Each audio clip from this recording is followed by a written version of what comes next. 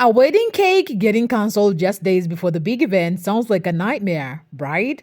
But here's what makes this one wild. It wasn't the baker's fault. She did not forget, she did not mess up the order, she did not even have a personal emergency. The venue is what forced her to back out.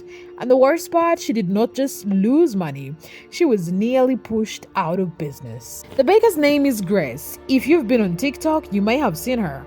She's built a loyal following of over 300,000 people by sharing her love for baking. From beautifully designed cakes to behind-the-scenes moments in her kitchen, Grace's content is as sweet as her desserts. But this story, it is not sweet at all.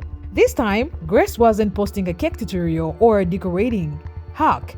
She was posting a warning, a cautionary tale for anyone working with shady venues or signing contracts without reading the fine print. If you think this was just a cake mix, keep watching, because the deeper you go, the more this story turns into a complete legal and emotional disaster. So here's how it all started. Grace got hired by a couple for their upcoming wedding. It was supposed to be a big, beautiful event, and they were trusting her to handle something really important, the cake. The venue, a newer place in San Antonio. It looked fancy, professional, and had good reviews. From the outside, everything seemed great, but things started to feel wrong the moment she looked at the paperwork. As a vendor, she was asked to sign a standard agreement. That's typical. Most wedding venues want to make sure vendors have liability insurance and understand some general rules. Normally, that's an easy box to check.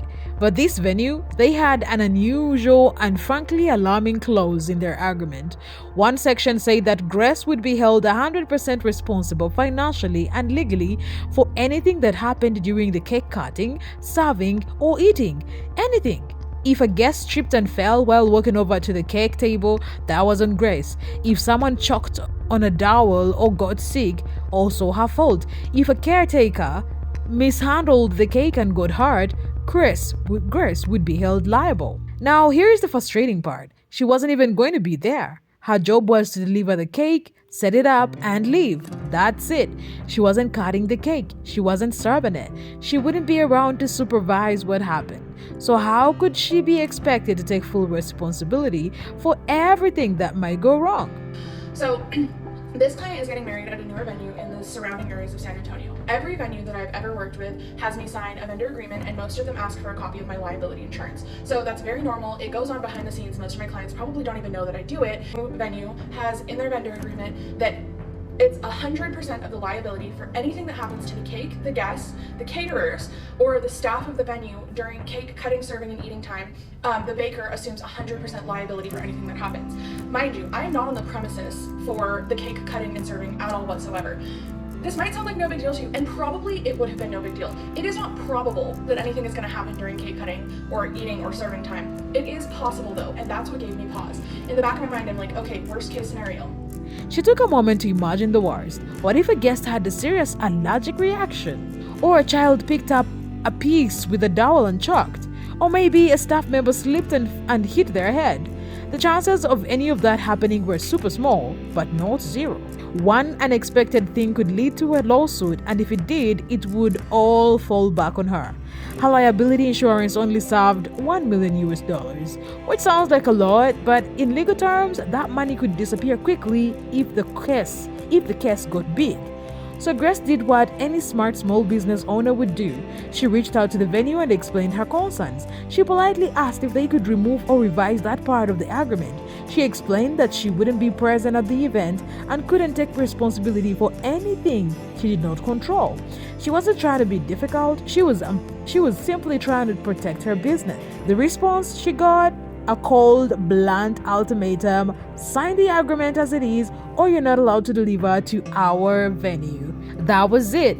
No willingness to talk, no attempt to compromise, just a firm no. So Grace decided to be transparent with her clients. She called the couple and told them everything. She explained why she did not feel comfortable signing the agreement and what risks it came with. Thankfully, they got it. They weren't just any couple. The bride actually worked in a contract law and totally understood where Grace was coming from. She even said, "I work with liability stuff too. I would never sign that."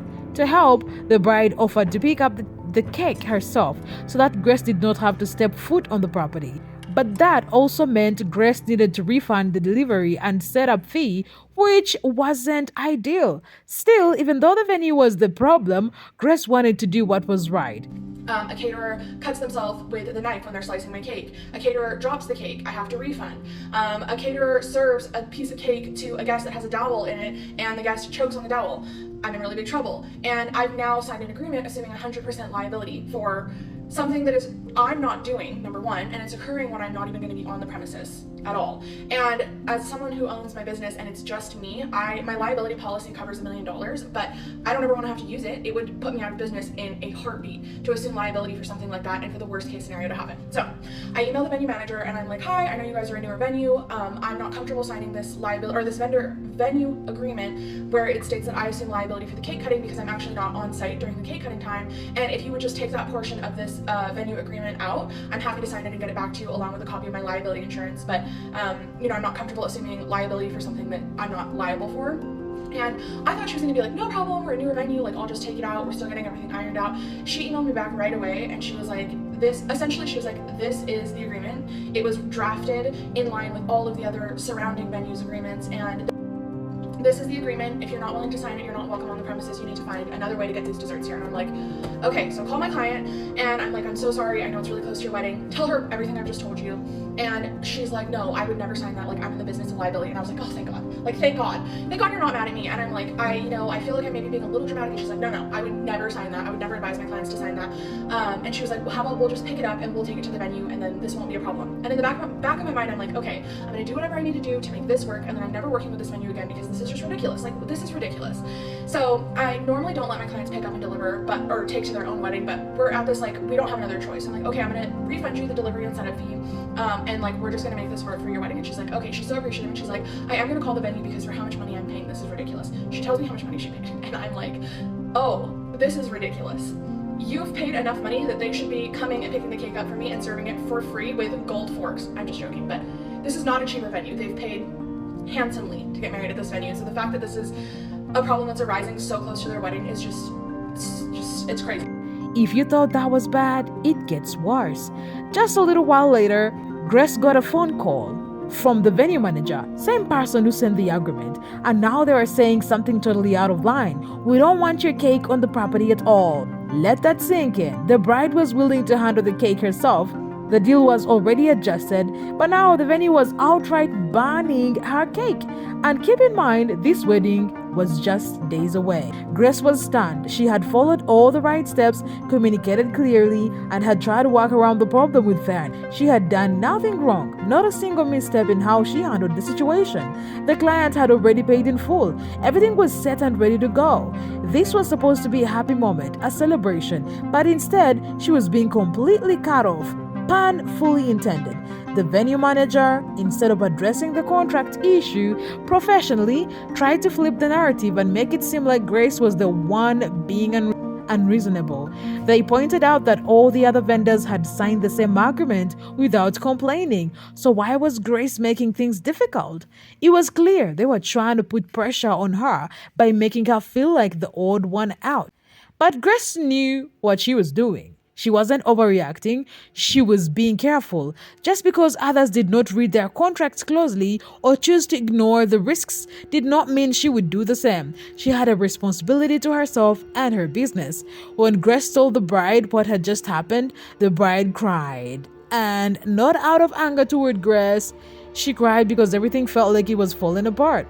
She did not blame Grace at all. She was just overwhelmed. Now, there was no cake, barely any time to find a new baker, and a chunk of her wedding budget had already been tied up and now in limbo. All of this just days before the wedding. Still, Grace refunded every dollar. She gave back the entire amount even though she had already spent time and money preparing. She did not have to, legally, could have kept the deposit or changed the cancellation fee, but she did not. She knew it wasn't the bride's fault either. That is how much she valued integrity, and even when it hurts her financially. But the story wasn't over. Not even close. Okay, I'm back with an update. So the first update is that of the 3 vendors I emailed to warn them about the whole liability issue, one told me they didn't care, one told me I should mind my own business, and then the other one thanked me. So that's the update on the vendors. I probably should have not contacted them, but I was really just trying to look out for them. It doesn't seem like it was received that way. I also did get the opportunity to have a video chat meeting with the couple, with my clients. At this point, I feel like they're kind of my friends. They're not, but you know what I mean. And so they told me that they found a legal way to get out of their contract and to get all their money back, but with how close the wedding is and with their guest count, it is like last resort for them to have to find a new venue, if they even could find a new venue, because the amount of energy they would have to expend to notify all of their guests that there was a venue change was going to be huge. And then also some of their other vendors had it in their contracts that they didn't accept location changes, so they would either lose all their money if their vendors didn't agree to move, and then they would be scrambling to find vendors last minute. I did tell them that I am happy to still do their desserts. They told me that they were not able to find any other dessert vendors who were available, who had the skill set to take the order in order of this size, or who would visit the venue, or who would go to the venue, because they were honest with the other bakers about what was happening. And there was a few bakers who actually said yes. I guess they really wanted to get their foot into the wedding industry, but one of them didn't have liability insurance, so the venue wouldn't take them. And then for the other one, the couple didn't feel confident that they would be able to take an order of that size and actually like complete it. I told my couple like I was happy to still do their order, but that I wanted to speak to the venue owner. I didn't want to speak to the manager anymore. My couple was still in contact with the venue manager, and I know that she wanted to speak to me again, but I told my couple respectfully I was not willing to speak to her anymore, given the way that our previous conversation had gone. I didn't want to speak to her anymore. So I told my couple I was going to attempt to get in touch with The bride works with contracts. This wasn't just an emotional couple. They knew their legal rights. They understood what a fair agreement should look like, and they weren't afraid to take a closer look at what they had signed. They told Grace they were reading through every word of their venue contract now, carefully checking for any hidden clauses, loopholes, or red flags they might have missed earlier.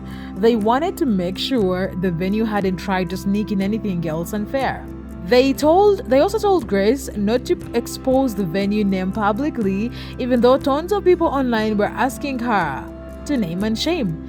The first thing is that the groom is actually a lawyer, so it sucks that this is happening at all, but this is probably the best combination of couple that it could happen to, because they seem very well equipped to handle this. The bride and groom have told me that they are reading through their contract between them and the venue, and they have some really tough decisions to make over the next few days, so they're working on that. He did tell me, and I feel the same way, that I should not divulge the name of the venue. So I have no intention of doing that, and probably even if he didn't tell me that, I wouldn't. I will keep you guys updated on the situation, but I have no intention of divulging who the venue is. And I know a lot of you were saying that I need to divulge who the venue is because I need to look out for other vendors, and all I can say about that is this is why it's really, really important to read through things that you are going to sign. Even if you're not located in the San Antonio or surrounding areas, you should be reading every vendor agreement, every agreement in general, but every vendor agreement you're signing and attaching your liability insurance to, you should be reading that front, back, center, and multiple times. So I will say though that I did ask the bride's permission if she could give me a copy of the vendor list for her wedding. I will say that I'm not just completely not protecting people, because I know that the venue manager did mention that everybody else didn't have a problem signing it. So I asked for the vendor list from the bride, and I read through the venue's agreement, and I highlighted all of the vendors where there's like some crazy liability stipulation in the agreement. And late last night I reached out to all of them privately and personally, and I just sent them like the portion of the agreement that was applicable to them that was like an insane liability stipulation, and I just let them all know, like, the venue manager has told me that you guys have already signed this agreement and you've already sent your liability insurance. I just wanted you to be aware that this is in the agreement that you signed. And there were some major concerns for me as the baker with liability for this agreement, so I just wanted to make sure that you guys are aware. And it was the photographer had a crazy stipulation in this agreement, the florist, and then the caterers. So I reached out to through them again privately and personally, and maybe it's going to rub them the wrong way, but I am doing what I can to, I don't know, try and protect people. But read through your agreements.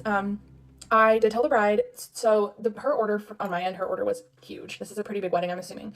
And this late in the game, I'm not going to be able to fill her spot. And it was a really, really, really sizable chunk of money. I'm not going to be able to fill her spot this late. So I did tell her just to keep me posted. And I have kind of a feeling of how this is going to go, but we'll see how it continues to evolve. And I'm hoping that everything is settled one way or another by Monday, so that I can just kind of put this behind me and continue moving forward, because the wedding industry is so beautiful and all of the venues around here are incredible. This is genuinely the only bad interaction I've had with specifically venues. This is the only bad one. I really feel like all of the venues around here are so professional and organized and clean, and like they're just all incredible for couples and also for vendors. So this is genuinely the first issue I've had, and I have established relationships with a lot of venues, and I've been to a ton of venues, at least once. So I hope this gets resolved one way or another, and I have in mind, what I think is going to happen, but we'll see what the weekend brings. People were flooding her comments with questions and demands to reveal the venue so others could avoid it. But Grace took a different approach. She stayed calm, professional, and chose to help in a more direct way.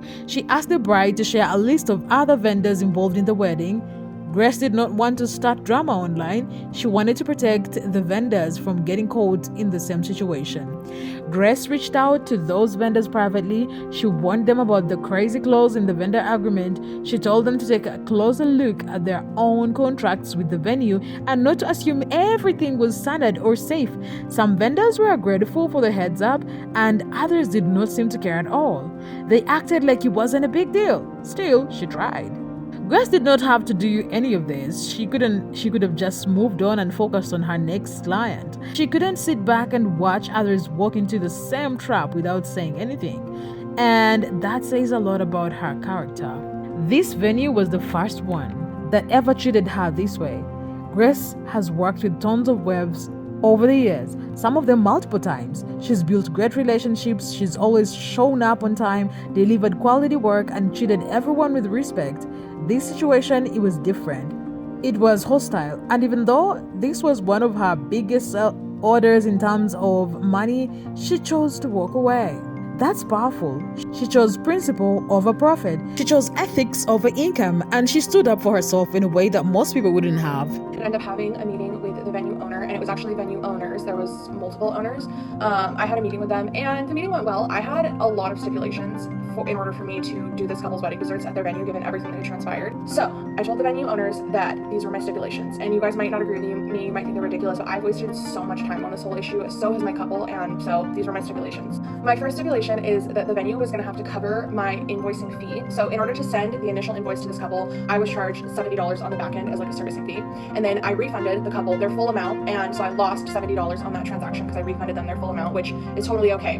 But now the venue's begging them to keep their wedding at this location, and I'm going to have to reissue my couple another invoice. So I'm going to lose another $70 sending them a second invoice. So the total that I would have lost just for this whole fiasco due to the venue was going to be $140. So I told the venue owners that they were going to need to issue me a $140 check was my first stipulation. The next thing that I told them is that they were going to need to completely revise their whole venue vendor agreement. It was going to need a complete revision for every single vendor, and I was not going to sign it until that revision happened and until I was completely comfortable with my portion of it, but that I also wanted the whole thing to be revised. I asked that any staff members who are interacting with on the vendor side of things needed to be retrained. I'm only laughing because I've never been this I guess pushy is the word. I've never been this pushy, but given this whole situation, I felt like the venue kind of needed it. I told the venue that all vendors who had who had signed the current vendor agreement, whenever they rewrote the new agreement, I wanted them to resend out the new one to all the vendors and to have them sign the new one and to trash the old one so that the vendors, obviously the vendors were not very happy with me that we're going to be at this wedding, but whether they were going to be happy with me or not, I still felt like they needed some more protection because apparently none of them had read through the agreement. And the last two things that I asked for is that I wanted to see a copy of this venue's current insurance policy, because I had a weird feeling that maybe they were putting all of the liability on their vendors because they decided to not get insurance. And then the very last thing is that I said that the venue manager needed to apologize to me, either on the phone or she needed to write me a letter. And they told me that, so ultimately in the conversation, they told me that they would be happy to do all of those things except for the last one because they had let the venue manager go. They told me that she wrote up the agreement and she was the one who had put all of the liability on the vendors, and that is ultimately why they decided to let her go. I don't know if I believe that. I'm going to be honest with you. I think that they were just looking for somebody to place all of the blame on so that they could, not have to accept any of the blame. They did apologize to me on her behalf, but ultimately I did feel like they were kind of putting all of the responsibility for this whole ridiculous and also completely unnecessary fiasco onto her. And so by firing her, Here is where the tables turned. After failing to find a solid replacement, the couple came back to Grace. Other bakers they approached did not have proper insurance. One wasn't skilled enough, one wasn't available. They realized Grace was the best option. Grace agreed to come back, but on her terms, and this time she wanted to talk to the owners of the venue, not the manager who caused all the drama. In the meeting with the owners, Grace laid out a list of demands, and honestly they were fair. Refund her invoice fees. Grace had lost $70 the first time she refunded the couple when the order was cancelled. If she were to send a new invoice for the same order, her payment system would charge her for another $70 transaction fee. That's a total of 140 US dollars lost just from fees. Since this wasn't her fault, she wanted the venue to reimburse her for the amount directly. Revise the entire venue vendor agreement. Grace did not want just her contract fixed. She asked the owners to go back and update the entire agreement for every vendor they worked with. She wanted to make sure no one else would be tricked into signing something that made them responsible for things they did not control. Retrain their staff.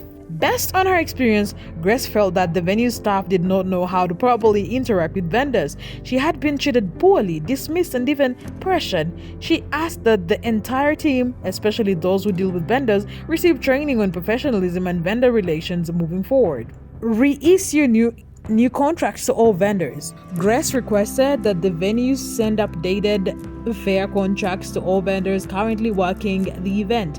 She wanted the old agreements thrown out. She made it clear that vendors deserved clear balance terms and should never be forced into unfair legal risks. Another one was show her the venue's current insurance policy. Grace had doubts that the venue even had active liability insurance. She wanted to see proof that the venue was properly insured, especially after being asked to assume full responsibility. She wasn't comfortable continuing without seeing an actual policy agreement. Get a formal apology from the manager. Grace wasn't asking for much, just an acknowledgement that she had been mistreated. Whether it was through a phone call or a written note, she felt the manager needed to take some responsibility and apologize for how she handled the situation. The owners agreed to every single demand, except the last one, not because they did not want to, but because they had already fired the manager.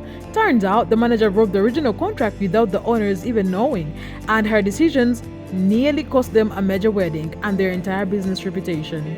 But Grace wasn't totally convinced. She suspected the owners might have known more than they let on. And then came the proof, the insurance policy. They finally sent it to her, and guess what? The start date was the day before they sent it, meaning they did not have insurance at all during the entire conflict. When Grace asked for the previous policy, they told her they did not have one, which confronted everything. They were trying to avoid responsibility by pushing liability onto the vendors.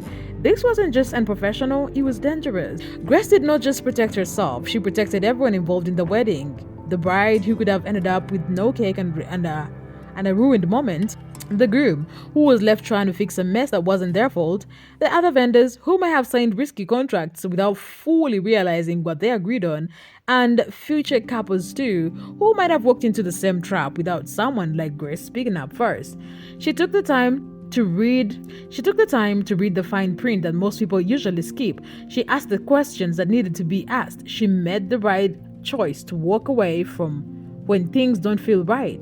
And when the situation shifted and she was asked to come back, she did not just accept the offer, she returned with boundaries, expectations, and changes that made the entire experience better for everyone. Grace took what could have been a complete disaster and turned it into a powerful learning moment. She used her voice to make real change, not just for herself, but for an entire community of small business owners who might one day be in her shoes. Most importantly, she helped save a wedding, gave the couple a peace of mind, and expanded a problem that could have affected many people, and exposed a problem that could have affected many more people. Let me know what you think about this whole cake mess in the comments. Would you have done what Grace did or taken the risk just to keep the deal?